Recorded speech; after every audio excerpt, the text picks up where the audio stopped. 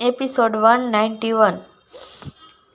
Phone वापस अरशद के हाथों में देते हुए अनन्या ने कहा, अब सोच क्या रहे हो, जल्दी कॉल करो। अनन्या को अपने लिए परेशान देख अरशद ने हाँ कहा तो अनन्या बोली, तुम बात करो, तब तक मैं ठंडा पानी लेकर आती हूँ। अरशद उसे रोकना चाहता था मगर उसे जल्दबाजी में जाता देख वो मुस्कुरा दिया।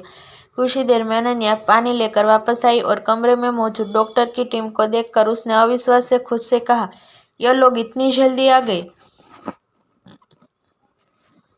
तभी उसके पीछे से किसी ने कहा, तुम क्या पूरे टाइम ऐसे ही खड़ी रहने वाली हो।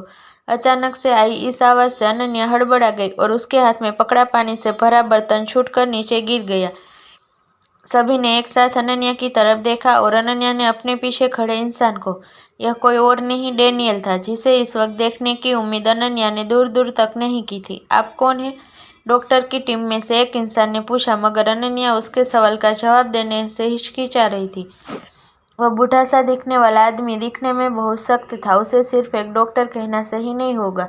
ऊपर से उसने अरशद के सामने बेझिझक सवाल किया था, जबकि किसी भी बाहर के इंसान को अरशद और उससे जुड़े इंसान के बारे में पूछने और टोकने की इजाज़त नहीं थी। क्या मेरा इस वक्त सबके सामने खुद को अरशद की वाइफ कहना सही रहेगा? सोचते हुए उसने डेनियल की ओर देखा, जैसे वो चाहती हो डेनियल इसका जवाब दे। मगर तभी अरशद ने कहा, वो मेरी वाइफ है। वाइफ वर्ड सुनते ही कमरे में मौजूद सबके एक्सप्रेशन बदल गए। किसी की आंखें छोटी हो गई तो कोई हैरान था, कुछ के चेहरे पर नाखुशी भी देखी जा सकती थी। अनन्या को वहां रुकना सही नहीं लगा। उसने कहा, मुझे लगता है मुझे यहाँ से जाना चाहिए, आप सब अपना काम कीजिए। इतना कहकर अनन्या कमरे से बाहर चली गई। अरशद ने डेनियल को उसके पीछे जाने को कहा। अनन्या रिजॉर्ट के टेरेस पर गुमसुम से खड़ी लंबी लंबी सांसें ले रही थी। डेनियल उसे दूर से देख रहा था। जब वो शांत हो गई तब उसने अनन्या के पास आते हुए हंसते हुए कहा, शायद मैंने पहली बार तुम्हें इतना डरा हुआ देखा है। हाँ, मैं डरी हुई हूँ। कुछ देर पहले शो हुआ, वो कहते कहते रुक गई। उसकी आंखें भर आई थी। यह देख डेनियल ने उसके कंधे पर हाथ रखा मगर अनन्या से उसका हाथ झटक दिया। फिर बोली, आप डॉक्टर की टीम लेकर यहाँ आए हैं, इसका मतलब आपको अरशद की बिगड़ती तबीयत की खबर पहले ही मिल चुकी थी। डेनियल ने कहा, अनन्या इस बात से क्या फर्क पड़ता है मुझे कब बॉस की बिगड़ती तबीयत के बारे में पता चला। जरूरी बात यह है हम यहाँ समय से पहुँच गए, तो इसका मतलब आपको पता था और आपने मेरा कॉल भी जानबूझकर काट दिया। आप जानते हैं ना मैं बाकियों से अलग हूँ। क्रिटिकल सिचुएशन, क्या मैं एक नॉर्मल सिचुएशन को भी हैंडल नहीं कर सकती? कॉल पर आपने मेरी घबराई हुई आवाज़ सुनी और फ़ोन काट दिया। अनन्या ने दर्द और कड़वेपन से डेनियल को देखा। उसकी आंखें डेनियल से जवाब मांग रही थी। डेनियल ने अनन्या को समझाते हुए कहा, यह सच है कि मुझे बॉस ने पहले ही कॉल करके मेडिकल टीम को यहाँ लाने का ऑर्डर दे दिया था, लेकिन मैंने तुम्हारा कॉल जानबूझकर नहीं काटा। उस वक्त में क्या फ़र्क पड़ता था आपके कॉल जानबूझकर काटा था या नहीं? क्या फ़र्क पड़ता है? मैं दूसरों से अलग और कमज़ोर हूँ, क्या फ़र्क पड़ता है?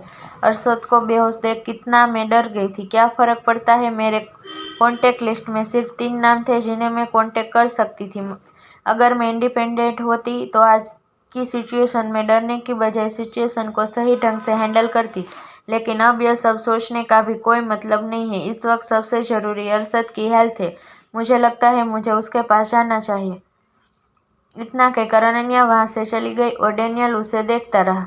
क्या मेरे कॉल डिस्कनेक्ट करने से यह नाराज़ है? इसने मेरी पूरी बात भी नहीं सुनी। बेवकूफ़ लड़की, ऐसी सिचुएशन में भी इसे अपनी पड़ी है। इसे तो यह भी नहीं पता होगा बॉस किसी भी नॉर्मल डॉक्टर से अपना ट्रीटमेंट नहीं कराते, फिर चाहे कितनी ही क्रिटिकल सिचुएशन क्यों ना हो।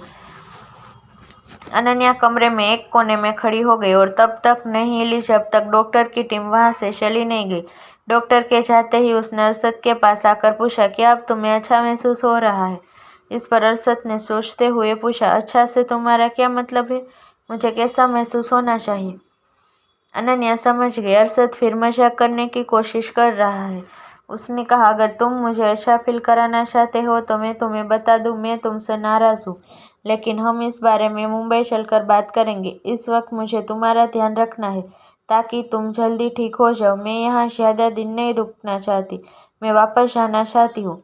इस बीच मुंबई में एक कमरे का दरवाज़ा खोलते हुए एक आदमी ने देविक से कहा,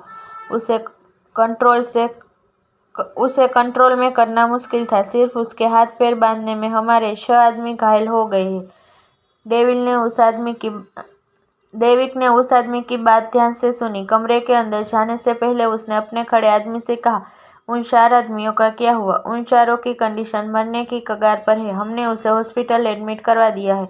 क्या आप चाहते हैं हमें उन सबको खत्म कर देना चाहिए? देविक ने जवाब नहीं दिया और कमरे के अंदर आ गया।